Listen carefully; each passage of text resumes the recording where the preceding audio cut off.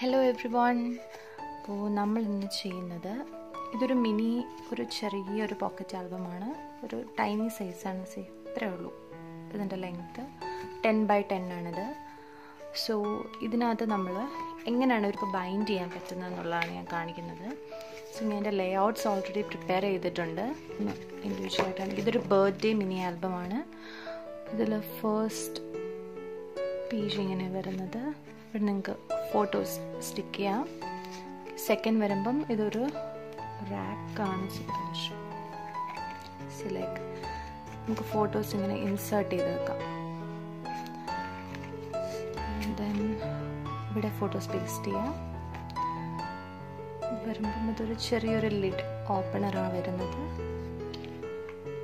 Okay, ഇവിടെ photos paste ചെയ്യാം. ഇവിടെ ഫോട്ടോ പേസ്റ്റ് ചെയ്യാം. Here also. നെക്സ്റ്റ് ഷീറ്റ് ഇതാണ്. ഈ ലേഔട്ട് ഇങ്ങനെയാണ്. ഇവിടെ ഫോട്ടോ പേസ്റ്റ് ചെയ്യാനുള്ള സ്പേസ് ആണ്. ദെൻ ഇവിടെ നമുക്ക് ഫോട്ടോസ് ഇൻസേർട്ട് ചെയ്യാം. ഇങ്ങനെ 4 സൈഡിലും ഈ ഒരു സൈസിൽ നമ്മൾ പ്രിന്റ് എടുത്തിട്ടുണ്ടെങ്കിൽ നമുക്ക് ഇതിലോട്ട് കയറ്റി ഇങ്ങനെ ഒരു ഫ്രെയിം പോലെ. പിന്നെ ഇവിടെ ബേബിയുടെ നെയിം കൊടുത്തിട്ടുണ്ട്. ഇവിടെ നമുക്ക് ഫോട്ടോസ് പേസ്റ്റ് ചെയ്യാം. ആദ്യമായിട്ട് നമ്മൾ ഒരു ആൽബം ഒക്കെ ചെയ്യുമ്പം സിമ്പിളായിട്ട് ചെയ്യാൻ പറ്റുന്ന ഒരു ടെക്നിക്കാണിത്. ലേ ഔട്ട് ചെയ്യുന്ന ടൈമിൽ ഒരു 1 സെൻറ്റിമീറ്റർ വെച്ചിട്ട് ഇവിടെ ഞാൻ പേപ്പർ ലീവ് ചെയ്തിട്ടുണ്ട്. ഇതായിരിക്കും നമ്മൾ ബൈൻഡ് ചെയ്യാൻ യൂസ് ചെയ്യുന്ന പോർഷൻ. ഓക്കെ, നമ്മളിത് ഫോൾഡ് ചെയ്യും. ഫോൾഡ് ചെയ്തതിന് ശേഷം നമ്മൾ ഇങ്ങനെ ആയിരിക്കും പേസ്റ്റ് ചെയ്യുന്നത്.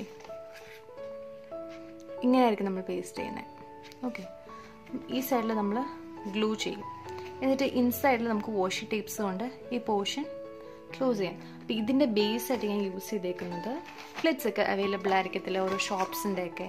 ഇതിൻ്റെ നല്ല പേപ്പർ ഷീറ്റ്സ് ആണ്. അപ്പം ഇതാണ് ഞാൻ ബേസ് ആയിട്ട് യൂസ് ചെയ്തേക്കുന്നത്. ഇത് യൂസ് ചെയ്യണമെന്ന് കമ്പൽസറി ഒന്നുമില്ല. നിങ്ങൾക്ക് കാർഡ്ബോർഡ് ചാർട്ട് പേപ്പേഴ്സ് വേണേൽ യൂസ് ചെയ്യാം. അതിൻ്റെ മേളിൽ പാറ്റേൺ പേപ്പേഴ്സ് വെച്ചിട്ട് ചെയ്താൽ മതി. ഡബിൾ സൈഡ് ടേപ്സ് അവൈലബിൾ ആണ്. അത് വേണമെങ്കിൽ യൂസ് ചെയ്യാം. I will show you.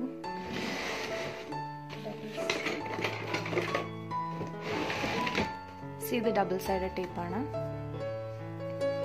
ഇങ്ങനത്തെ ഡബിൾ സൈഡ് ടേപ്സ് നമുക്ക് വേണമെങ്കിൽ യൂസ് ചെയ്യാം. ഇതിപ്പം ഇതിന് വിട്ട് കൂടുതലായി നമുക്ക് ചെറിയൊരു മിനി ആൽബം ആയിട്ട് ഞാനത് യൂസ് ചെയ്യുന്നില്ല. അത് കുറച്ചുകൂടെ നീറ്റ് വർക്ക് ആയിരിക്കും അത് ചെയ്താൽ. ഞാനിവിടെ നോർമൽ ഫെവിക്കോളാണ് യൂസ് ചെയ്യുന്നത്.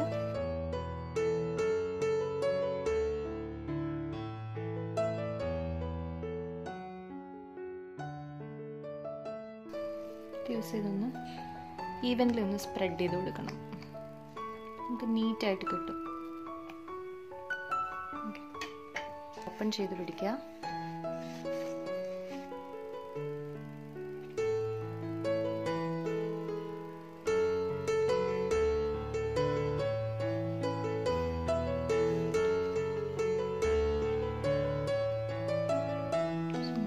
പേസ്റ്റ് ചെയ്തു. നമ്മൾ കുറച്ച് ടൈം കൊടുക്കണം ഇതിന്. ഇവിടെ സ്റ്റിക്കാവാനുള്ളൊരു ടൈം കൊടുക്കണം. ഇല്ലെന്നുണ്ടെങ്കിൽ പെട്ടെന്ന് ഇത് ഇളകി വരും. ഗ്ലൂ പ്രോപ്പർലി അവിടെ ആവത്തില്ല, സ്റ്റിക്കായിരിക്കത്തില്ല. ഓക്കെ, അപ്പോൾ ചെയ്യുമ്പോൾ ഇത് കണ്ടോ, ഈ ഫോൾഡിങ് കണ്ടോ, ഇതിൻ്റെ ഇടയ്ക്കുള്ള ഇതിൻ്റെ ഫോൾഡിങ്, അതിനൊരു കുറച്ച് സ്പേസ് വിട്ടിട്ട് വേണം നമ്മളെപ്പോഴും ചെയ്യാനായിട്ട്. എന്നാലേ അത് പ്രോപ്പറായിട്ട് ആ പേജ് കാണാൻ പറ്റത്തുള്ളൂ. ഓക്കെ ഓക്കെ, ഫസ്റ്റ് ലെയർ നമ്മൾ ചെയ്ത് കഴിഞ്ഞു. നമുക്ക് സെക്കൻഡ് ലെയർ കൊടുക്കുമ്പോൾ യൂഷ്വലി നമ്മൾ ചെയ്യുന്നത് എന്നാന്ന് പറഞ്ഞാൽ ഇത് ഫോൾഡ് ചെയ്തിട്ട് ഇങ്ങോട്ട് ക്ലോസ് ആയിട്ടായിരിക്കും നമ്മൾ കൊടുക്കുന്നത്.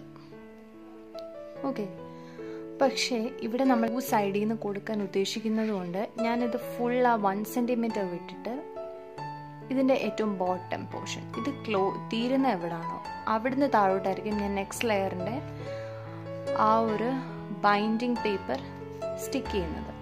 നെക്സ്റ്റ് ലെയർ സ്റ്റിക്ക് ചെയ്യാം.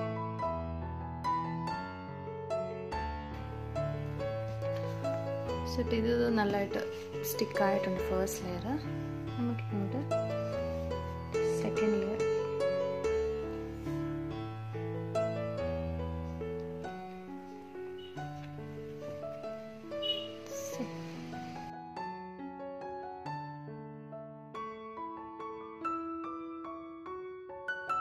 The third one. വണ്ണായിട്ട് ഞാൻ I'll choose this. ഇതാണ് നമ്മൾ ചെയ്യുന്ന തേർഡ് ലെയർ.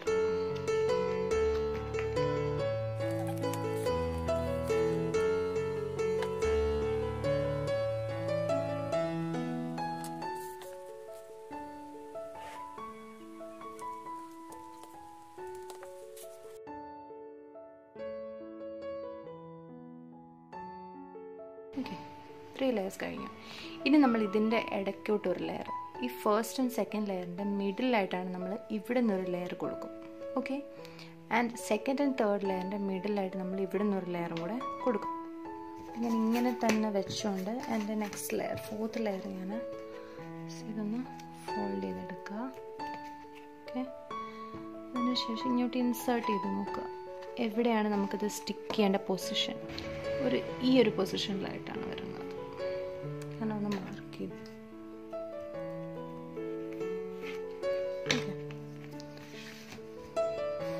മറ്റത് സ്റ്റിക്ക് ചെയ്ത പോലെ തന്നെ നമുക്ക് സ്റ്റിക്ക് ചെയ്യാം.